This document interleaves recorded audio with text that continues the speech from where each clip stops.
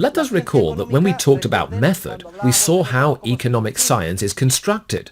To construct it, we begin with the analytically simplest phenomena. The simplest of all is the axiom of human action. Then we gradually introduce assumptions in our chain of logical deductive reasoning, and we arrive at more complex laws. Up to now, I have presented two basic laws on which we are going to construct the entire edifice of the theory of prices: marginal utility and diminishing marginal productivity. One for consumer goods, the other for factors of production. For when we study the theory of prices and factors of production, and now we're going to make an analytical leap to broaden our laws and make them more complex. Until now, we have imagined only one individual, isolated human actor, Robinson Crusoe on his island. To present these two laws, it is not necessary to bring in more people. When we construct economics, we start by supposing there is only one isolated human being, because that is the simplest approach, analytically speaking. We've studied human action, entrepreneurship, its components, the law of marginal utility, and the law of returns. Today, we're going to make a theoretical leap, and we're going to imagine Friday arrives on Robinson Crusoe's island, that there are two of them now, not just one. And why only two? There may be three, four of them. Perhaps a tribe shows up. We're now going to introduce action in the framework of society. We have already defined the concept of society. We saw that society is not anthropological, though it is often personified. An anthropological view of society is often presented. For example, Spain has decided, as if Spain had legs and a mind and made decisions. Or Germany declares war on Poland. It's a manner of speaking. Be careful. We very often commit this error of believing society speaks, thinks, wants, but that's not the way it is. Society is indeed a reality. It exists. It's there, but our mission is to understand what that reality consists of. We are social scientists. We face the biggest challenge. What is society? We've seen that society is an abstract concept. We cannot touch society. Come on, let's touch society, or ask society what it wants.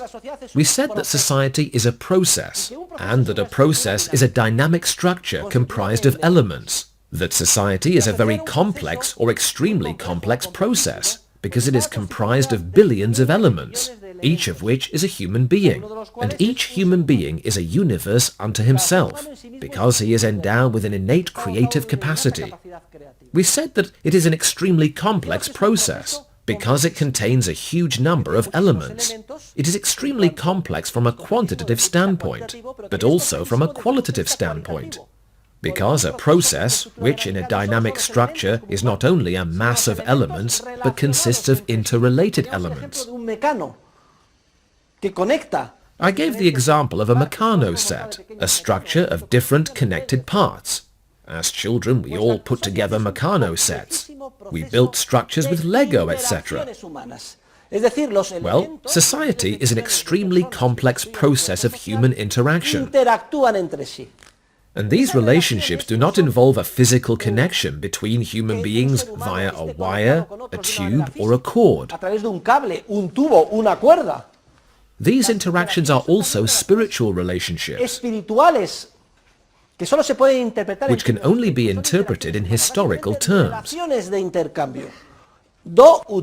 They are human interactions, basically exchange relationships, do ut des in Latin.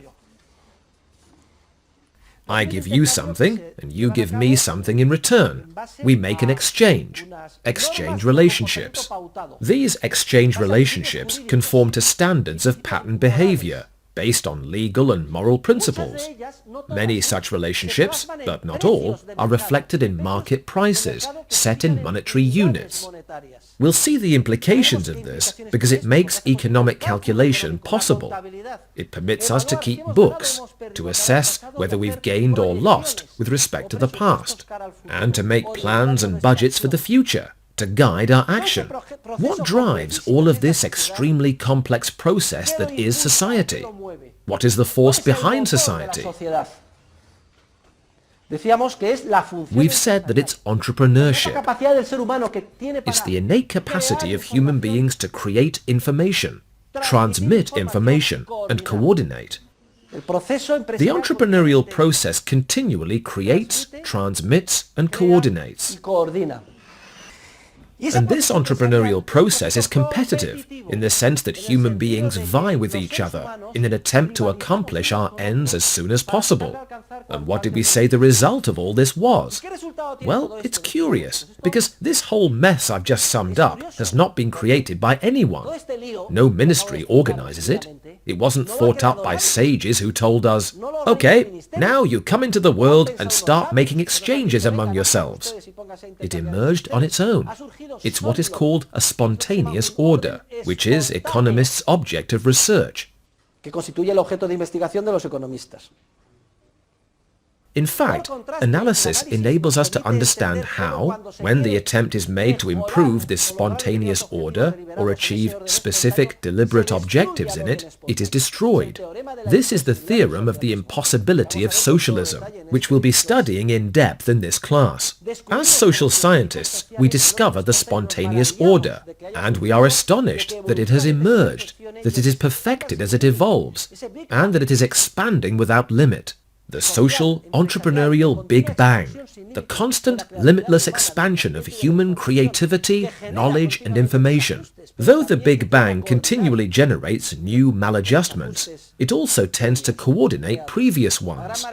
Furthermore, the great wonder that surprises us social scientists is that though no one has created the spontaneous order, which emerges on its own, it has a curious effect. It fuels life.